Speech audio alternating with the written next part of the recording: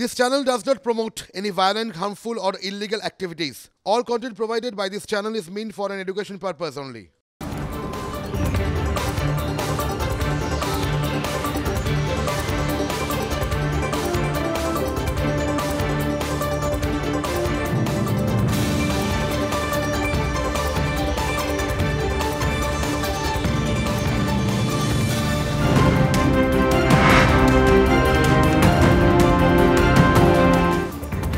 এই মুহূর্তে আরো একটা ব্রেকিং নিউজ আপনাদেরকে জানিয়ে রাখি। ধান কেনায় বিপুল কমিশন। জ্যোতিপ্রিয়র এই মুহূর্তের খবর পাচ্ছি, আপনাদেরকে জানিয়ে রাখি আদালতে লেনদেনের হিসেব দিল ইডি।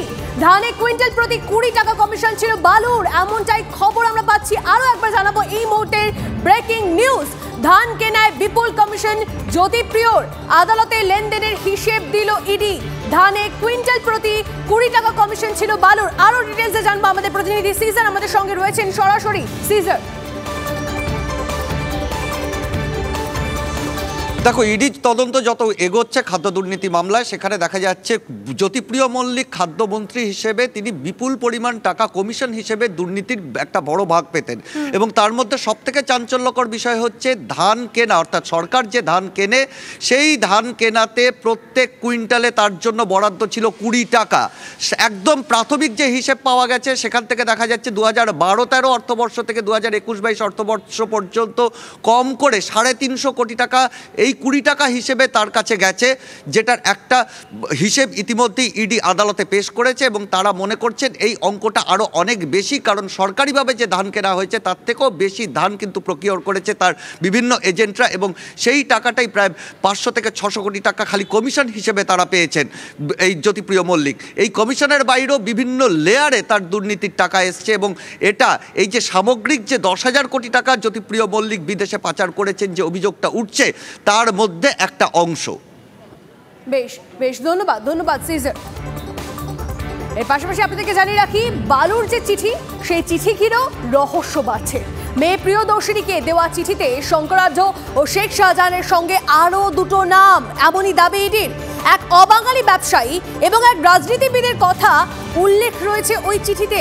টাকার প্রয়োজনে তাদের সঙ্গে যোগাযোগের পরামর্শ চিঠিতে দাবি ইডির। কারা ওই রহস্যময় ব্যবসায়ী এবং রাজনীতিবিদ, তাদের কাছে ঠিক কত টাকা গচ্ছিত বালুর? দুই নামের খোঁজে এখন ইডি। প্রয়োজনে প্রিয়দর্শিনীকে জিজ্ঞাসাবাদ করতে পারে ইডি।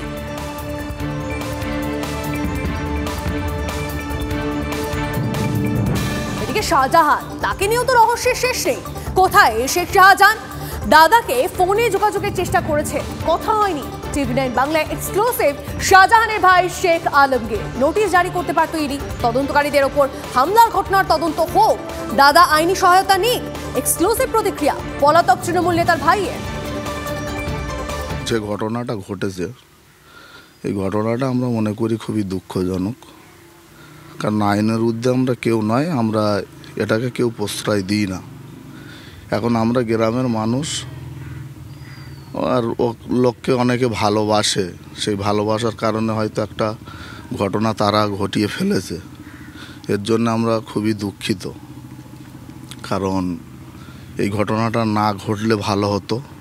সিবিআই বলুন, ইডি বলুন, তারা যদি শেখ শাহজাহানকে নোটিশ জারি করত যে আপনি আসুন, এসে আমাদের দপ্তরে দেখা করুন, যেভাবে শওকত মোল্লাকে নোটিশ জারি করেছিল, শওকত মোল্লা হাজিরা দিয়েছিল, ঠিক তদ্রূপভাবে যদি শেখ শাহজাহানকে নোটিশ জারি করত, তিনি যদি না যেতেন, গড় হাজিরা দিতেন, তাহলে ইডি সিবিআইয়ের এই যে আশাটা নিয়ে মনে হয় মানুষের এরই উত্তপ্ত ভাব থাকতো না। শেখ শাহজাহান এলাকা আছেন? তিনি এলাকাতে আছেন কিনা আমি আগেই বললাম, আমার জানা নেই। আমি সবে কালকে রাত্রে বাড়িতে এসেছি, আমি এখন খোঁজ নেব। যদি এলাকাতে থাকে তার সঙ্গে অবশ্যই সাক্ষাৎ করব। এখান থেকে গাড়ি ফেরার পরে সরবেড়িয়াতে কারা গাড়ি ভাঙলো সেই ছবিটা কই? কারা ভাঙছে গাড়িটা, বা গাড়িগুলো কখন ভাঙলো সেই ছবি হবে কোথা থেকে? ছবি তো তুলতে দেয়নি, সংবাদ মাধ্যমে ক্যামেরা তো ভেঙে দিয়েছে মানে একদম টুকরো টুকরো করে দেয়। আমি বলছি যে ভাঙলো কারা, তারা কই? এই জিনিসটা নিয়ে একটা মানুষ ভাবছে এটা পূর্ব পরিকল্পিত, বা এটা অন্য কোনো দলীয় সাজেশ থাকতে পারে যে এটাকে শেখ শাহজাহানের ক্যারিয়ারটাকে নষ্ট করার জন্য, বা অন্য কোনোভাবে তারা এটাকে একটা করতে পারে। কারণ সেই জিনিসটা নিশ্চয়ই প্রশাসন সহ সবাই তারা এই জিনিসটাকে পরিষ্কার করতে পারবে। দেখুন আমরা এটা নিয়ে কিছু করতে পারবো না। আর এই যে শাহজাহান নিখোঁজ, তা নিয়ে একটা বিস্ফোরক দাবি শুভেন্দু। দুদিন পার খোঁজ নেই শাহজাহানের। সন্দেশখালীতে লুকিয়ে শাহজাহান কোনো এক প্রধানের বাড়িতে গা ঢাকা দিয়ে রয়েছে, এই দাবি বিরোধী দলনেতার। বাংলাদেশে ঢোকার চেষ্টা করেছিল, লুকআউট নোটিশ জারি হওয়ায় পালাতে পারেনি। জনগণই এদেরকে ধরিয়ে দেবে। শাহজাহান কালকে রাত্রি পর্যন্ত ছিল, শুনুন, বাংলাদেশে ঢোকার চেষ্টা করেছিল, পারেনি, লুকআউট নোটিশ হয়েছে, বাংলাদেশ সরকারকেও সতর্ক করেছে এজেন্সি, ও কোথাও যেতে পারবে না। ও ছিল আপনার সন্দেশখালীতে আপনার বেরমজুর জিপি 2 জিপি BERMOJUR